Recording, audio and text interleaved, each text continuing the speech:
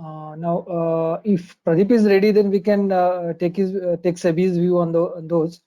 Not able to see him.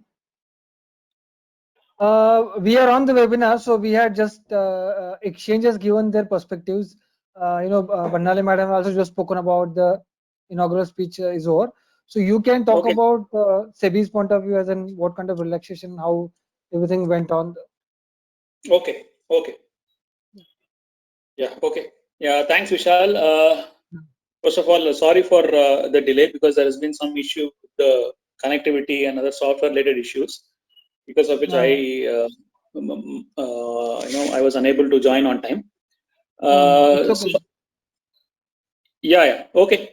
Yeah. So I would like to just breeze you through some of the important changes which we brought in, some of the relaxations which we brought in. Before that, I would like to say that SEBI probably was one of the first regulators in the world to do this, because when compared to the time when pandemic hit India, and compared to the first circular that we brought, on all these relaxations was on the 19th of March, and we had brought this circular even without receiving any representation from the corporate or from any industry association. So this was something which SEBI did on its own. And once that started, then we found that it's a procedural thing. A lot of things in LODR, for example, are very procedural. So we started with a lot of procedural relaxations, and then when it went forward, it involved a lot of other things like some sort of a reform as far as capital raising for fast track issues, and even the SAST, etc. So what I will do is that I will start with maybe the the LODR, because LODR, a lot of these things are just procedural. So the most important thing, which I think there is still a lot of debate that is going on, is on the financial results. So you have quarterly financial results as well as annual financial results, which end on the 31st of March for that particular quarter, for the last quarter of the previous year, and for the annual financial results. So the last date, was the 15th of May and the 30th of May, and we extended it till the 30th of June. So as I was saying, there's a lot of clamor for the extension, for the further extension, which we have been receiving a lot of representations. And there were the other issue, main thing, though these other procedural things are there. One issue which I would like to highlight is that we wrote to the Ministry of Corporate Affairs on two very important issues. One was the conduct of the EGM through electronic mode, and the conduct of the AGM through electronic mode. This is the first time in the history of in the corporate India that the entire general meeting, annual general meetings have been conducted through electronic mode. Of course, it's a necessity, it's a need of the hour. But SEBI had coordinated with the MCA, and MCA was gracious enough to come out with a lot of relaxations. A lot of relaxations are, including the dividend-related issues, have been brought in by the Ministry of Corporate Affairs. We also extended the holding of AGM. The AGM thing was also extended by the ministry. So there are around 100 companies in India have their financial year ending by the 31st of December. So they got time for till the 30th of September. They got 9 months, whereas others have got time also till the end of the year. So we also had certain other relaxations. Now, in case of a COVID-related issue, one of the most important thing is that the board meetings and audit committee meetings, because this is where the trustees of the company hold, they have an interaction. They come across each other, they meet, and then they decide about things. So there you have the issue of having, the gap between two meetings should not exceed. So that we removed a particular gap of 120 days, which was there. And all other meetings, like your committee meetings, like the SRC, NRC, RMC, etc., will also be extended. We give extensions, and we also help the professionals, like the company secretaries, by extending the date of the financial secretarial complaints report. That was also something which we have brought in.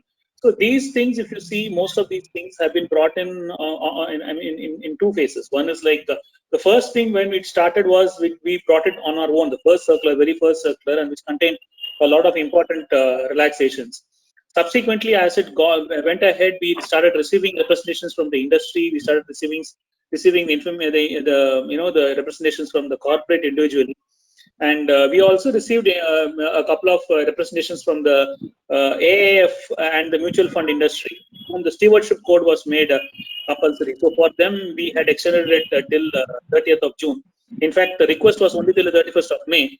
We had extended it to the 30th of June by 3 more months. So the idea behind all these extensions is that the intent behind the regulations, the intent behind the compliance provisions in the LODR or any other regulation for that matter is not to to be a check of compliance, but also compliance in spirit. So when you look at compliance in spirit, you will be able to find as to these things require some deliberations, and then they should not be a symbolic filing. So that is the reason why these extensions are given. The other main, of course, being the procedural issues is something which we are all very familiar with. I mean, the offices are closed, etc. And we are facing a lot of problems. And some states, I think, for example, Tamil Nadu has again extended the lockdown by 11 more days. One other extension was a very important one, because the Ministry of Finance has enacted this requirement of minimum public shareholding in the SCRR. So this requires you to hold, to ensure that you comply with the minimum public shareholding limit within a period of 3 years from the date of listing. And in case you have come with in case you have breached the due to open offer, etc., in case you breach the limit, then the requirement is that you comply with one more year, within 1 year from the date of such breach. So we found that many companies. So there are certain methods which we have given, which SEBI has prescribed, and you will have to comply with those methods to to achieve the minimum public shareholding.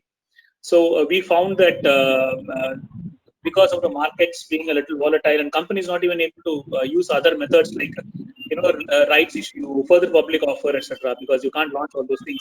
So we had said that since the extension is something which we cannot grant as a prerogative of the MOF, just like what the MCA did in case of annual general meetings, they didn't go ahead and amend the Companies Act, but they issued a circular saying that this extension period will not be treated as a violation. So we had also mentioned that, which means that the penal actions will not be there. And even there were, since the circular was issued around May 15th, we said that for the past 1.5 months, in case there is any penal action initiated, then those things also will be withdrawn.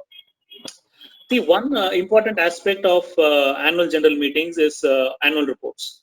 So that is published once a year, and today the LODR says that in case any person requests, the person has to be sent an annual report. In case someone does not have an email ID, that person also has to be sent an annual report. So we know that now, because of the printing presses being down and etc., there is a lot of hassle in printing an annual report. So these things have been removed by. We have said that okay, you can send it only through the physical. the email copy. The date of the AGM, of course, has been extended. See, one very important thing which I would like to say, as far as this, I would like to use this forum, this platform, also to highlight one issue on the advisory which we issued on disclosure during the COVID period. See, on one hand, you have a lot of relaxations, right? You have all relaxations. Okay, we understand, and we can empathize with the fact that there are certain things which involve a lot of procedural hassles you can't comply. But now we are a disclosure-based regime. So in a disclosure-based regime, it means that whatever it is about the company, that has to be disclosed. So, and if you see the spirit of Regulation 30, the Regulation 30 which has been introduced in the LODR, not introduced, came as part of the LODR. If you compare that to the earlier Clause 36, which was there, there's a sea change between the comparison is like chalk and cheese. There's a huge difference between these two. And the reason why this new Clause 30 has been enacted is that material information about the company has to be known to the shareholders. So material information encompasses a lot of things. And if you look at disruption in the business is something which is very important. Now, this unfortunate pandemic has disrupted a lot of business, because of which, the information is required to be known. That information is known, because I can understand initially we were unable to even, gauge as to what extent will the pandemic go, when it will end, how many more lockdowns will we have. But the issue is that as an investor, the person is completely in the dark. So there is already a requirement which says that in case of disruption in business, etc., you have to go and disclose. So we found that we made a study along with the BSc and NSC. There were studies of around 1,300 odd companies which we made. See, we found that out of 4,500 listed companies and perhaps maybe 4,000 odd active listed companies, only 1,300 companies had even made a disclosure on the impact of COVID. And many of these disclosures were also not giving the real impact, the factories are closed, and then there could be some X amount of impact. See, I understand that we understand. SEBI understands that it's very difficult for you to gauge the impact of something as uncertain as this, and something which is which we don't even know when it will. Like, I can understand, like, in case suppose I hurt my hand, I can say that maybe in 15 days I'll recuperate. Now we are faced with something which is like a complete unknown enemy. We don't even know when it will stop. But that should not stop the companies from disclosing the information about the impact. It contains a lot of that advisory which we issued was under that was, I think, we issued on 20th of May. That was done so as to ensure that all the investors have adequate information and timely updated information. So, which is why we said that the companies, that is an advisory, because that is also, we have received a lot of queries on. I even received a query now on how mandatory it is. See, it is obviously mandatory because the advisory is supposed to handhold you, but information about the company, information about the material event is already contained in the regulation 30. And if you look at the schedule, it says that any disruption in business is a material event and you have to disclose it. So if you look at this, then the question also is also questions as to what is a material event, how much is the depth, how long shall we go. So then we issued the circular. And if you also see, subsequent to SEBI issuing this circular, around 10 days later, the IOSCO, which is the International Organization of Securities Commissions, it also came out with a lot of guidelines on what companies have to, do during this pandemic. And with the thing which everyone is very unanimous on, with a lot of unanimity, they have said is that disclosure is paramount. That is something which you cannot. The person who's there, that person also will know, right? So the person also, you as a person, you would also like to know what is happening with the company. So that is the reason why we have mentioned. So let me just move away. So this is all the thing. These are the things which we have mentioned for the LODR. Let me move to raising of capital. See, raising of capital is a very big difficulty, because normally how do you raise capital? You raise capital through public issues, you raise capital through rights issues, then you have preferential allotments. I'm talking of only the capital market. So these are the things through which you raise public issues, and we found that there were certain problems as far as these are concerned. A lot of things are procedural. So one thing which we relaxed was our fast track rights issue, and we enabled more companies to tap this particular avenue by reducing the eligibility requirement of average market cap from 250 crores to 100 crores. And we also required that you need to be listed for at least 3 years. We have reduced it to 18 months. So that is actually a very huge relaxation. And and the audit qualifications being something very subjective, and it would be very difficult for companies with audit qualifications to come. So we had said that you disclose the impact of audit qualifications and then you go ahead. So this is something which we have done for fast track rights issue, for fast track FPOs, fast track issues. And in case of rights issues, we have reduced the minimum subscription requirements. See, that is a very big thing, from 90% to 75%. That is something which we have brought in. And we had also mentioned that companies who are doing up to 25 crores public raising funds, we have said that you do not even file an offer document. I think the present requirement is only 10 crore, and we had given all these things. And this if you see a lot of these things, particularly last year, we came out with certain amendments to the ICDR, where we effectively reduced the dates of completion of rights issue from 55 days to 31 days. These additional measures obviously make the market a little more effective and efficient. The other thing was on the observations. The SEBI observations are valid for 1 year, and then we extended it by 6 more months. So in case your thing was expiring by March 1st, then you can go ahead. We have given it for by 6 more months from that particular date. I mean, this is applicable till September 30. That is also. So this is and as far as the procedural issues are concerned,